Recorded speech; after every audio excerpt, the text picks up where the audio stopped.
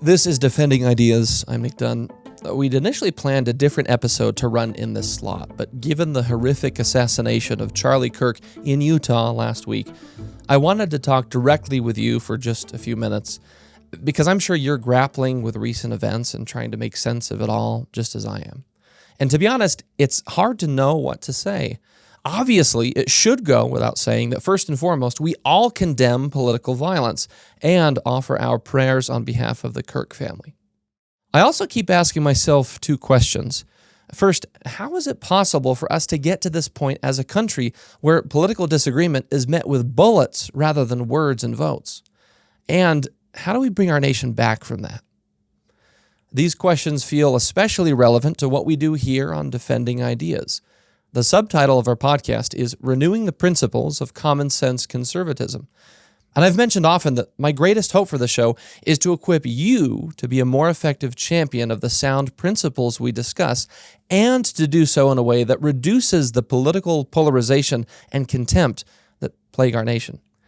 I've said previously on the show that it's far too common for many of us to think that in order to fight for what we believe in, we have to be jerks about it, to instinctively reach for the metaphorical club with which to bludgeon the other side.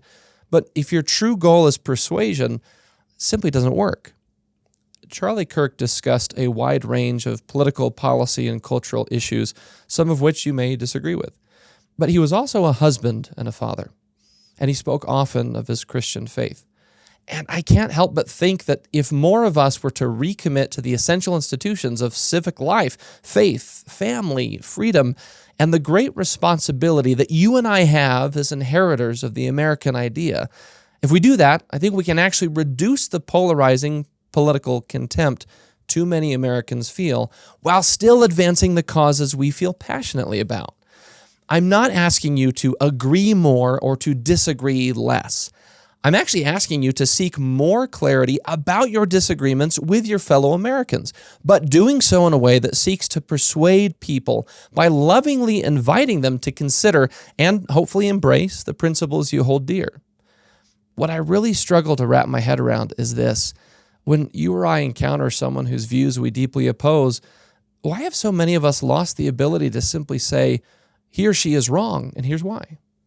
Why instead is the common instinct to disparage someone's character, morality, or motives so present in so many spheres of political disagreement?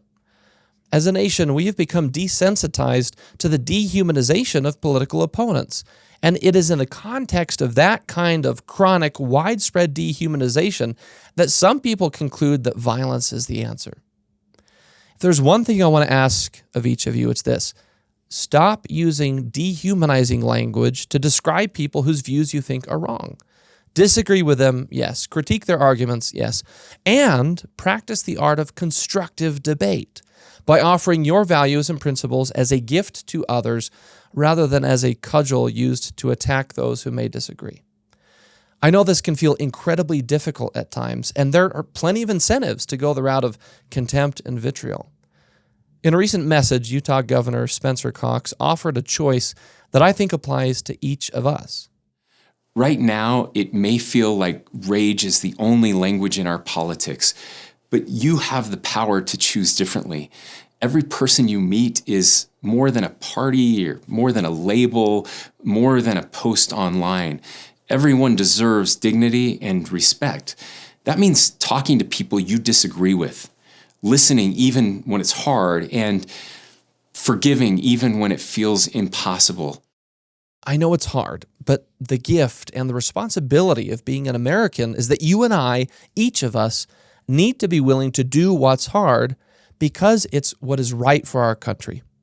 That means engage with people you disagree with. Share your beliefs and values with respect, love, and a little curiosity, always with the goal to understand or persuade, never to disparage.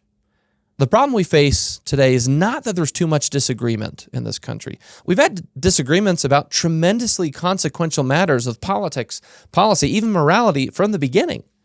The problem is that we've forgotten how to do it the right way. That's the opportunity before you and me. That's the lesson I hope we learn from the tragic events of last week. And that's the goal I hope Defending Ideas lives up to in future episodes. Look, I consider myself a political conservative. America's founding ideals and the civic institutions that have made it great, and my own Christian faith and my role as a husband and father, these are all anchors for me that help inform how I hope to make a small difference in this country. I want you to identify and regularly and clearly share what your anchors are. We should be willing to oppose ideas we think are damaging, defending those ideas we think are virtuous, and always doing so in a way that extends love and respect to other people. I know we can do this, and I hope you'll join me in this effort. Well, that'll do it for this week's special message on defending ideas. If this resonated with you, please subscribe wherever you get your podcasts. Visit defendingideas.org for more. From the Sutherland Institute in Salt Lake City, I'm Nic Dunn. We'll see you next time.